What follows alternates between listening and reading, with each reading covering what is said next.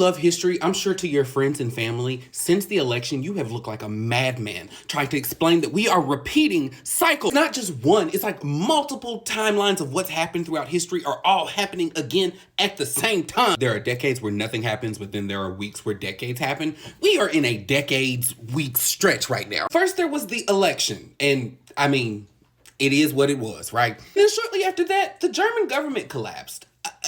Also in Europe, Romania had to completely scrap their elections because of Russian interference. Some guy who no one knew, never heard of, somehow ended up with 30% of the vote, and the entire country was like, what? The French government collapsed, so now the president has to pick a new prime minister, and apparently there's some push and pull with that. The Assad regime has fallen in Syria. Russia just announced that the Assad family has arrived, and they will be given asylum in Russia. So Syria's been taken over by the rebel leaders. Who are these? Who are these people? I've seen Biden and a lot of Western leaders saying that they're willing to work with these people, but I read somewhere that one of them used to be in ISIS.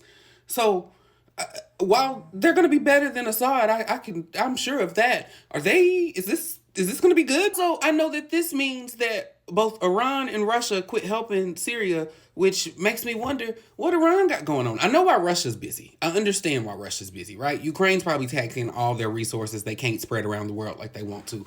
What's going on in Iran? How come Iran stepped out? The president of South Korea called martial law because right-wing YouTubers pretty much convinced him that there was election fraud, which is why the opposition party was leading in parliament.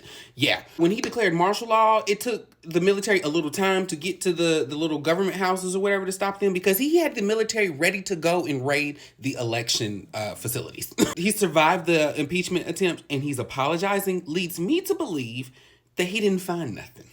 He let them YouTubers lead him down a path and he didn't find nothing. And now he looks crazy. And a CEO was unalived on camera in one of the nation's largest cities in the morning, not even the middle of the day. They have been on a manhunt for 4 or 5 days now.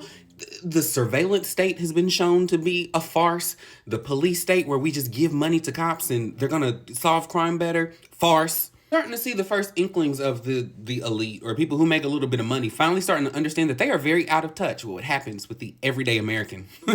Right as that class consciousness is coming to be a little bit, one of the major things that kind of brought this about is being banned. If you are a history buff, I promise you, we're not crazy. We're just looking at everything happening and being like, we've done this before.